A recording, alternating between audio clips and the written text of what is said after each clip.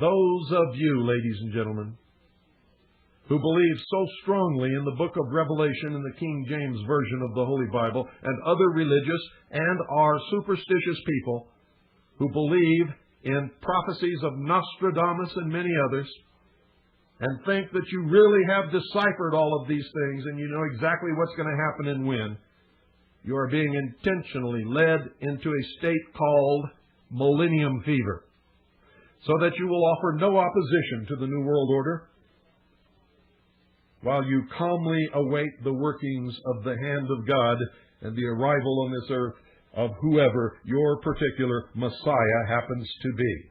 And oh, they're going to give you a Messiah. Oh, yes, they are. And we covered that in a previous episode. Your philosophy is you're not going to lift a favor no matter what happens. You're not going to do anything because you believe that it's all being brought about by the hand of God. And that you know this because you have read the inspired prophetic revelation of God. But apparently, and especially if you're a Christian, you don't even read or understand the teachings of the man you purport to follow.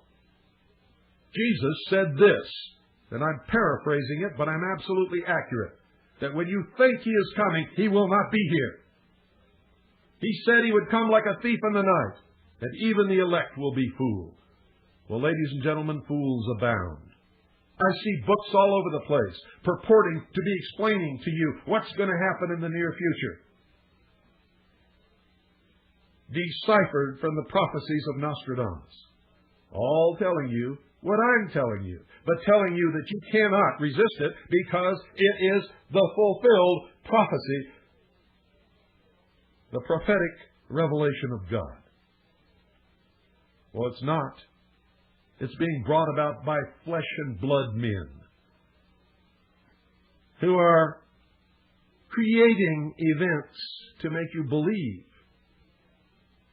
that it is the fulfilled prophetic revelation of God, so that you will be rendered impotent, harmless. You will not lift a finger against what is coming.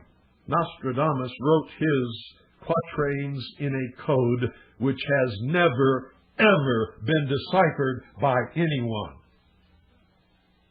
Never. Understand that.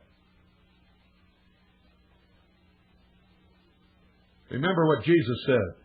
Even the elect will be fooled. That is also repeated in the book of Revelations. Even the elect will be fooled. And I know that most of you think you're the elect, and I can tell you right now, you have definitely been fooled. And there's more, ladies and gentlemen, much, much more, as you will come to realize on your own over the coming months and years, especially if you have listened to these broadcasts beginning Monday and continuing through today. You will be able to recognize things now that you could not recognize before. The news will make more sense to you, and you will begin to understand what's happening in the world and why. You wonder how all this comes about. Well, it's pretty simple, folks. If you don't believe me, believe the President of the United States of America, President Woodrow Wilson. He said this, quote, "There is a power so organized, so subtle, so complete, so pervasive, that they had better not speak above their breath when they speak in condemnation of it," end quote. Woodrow Wilson said that, President of the United States, trying to give us some idea of what is happening. Those of you who think that history is boring, you're going to find the future extremely exciting because you thought history was boring, because those who do not learn from history are doomed to repeat it.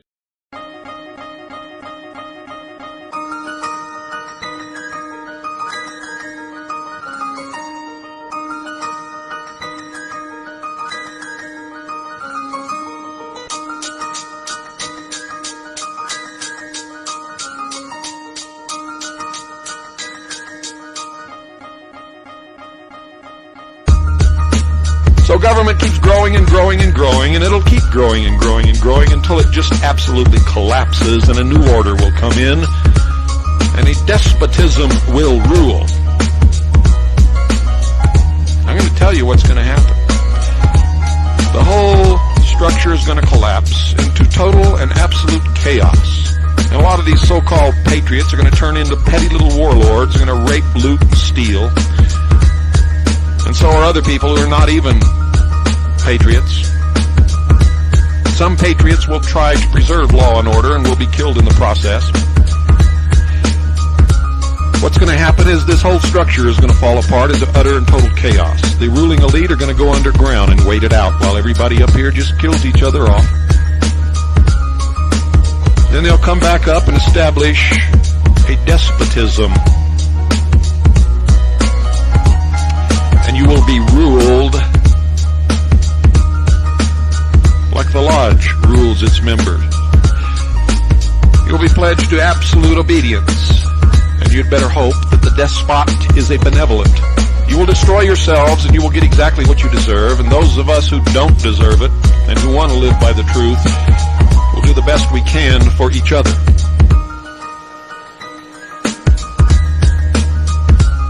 There really isn't anything to do for the rest of you.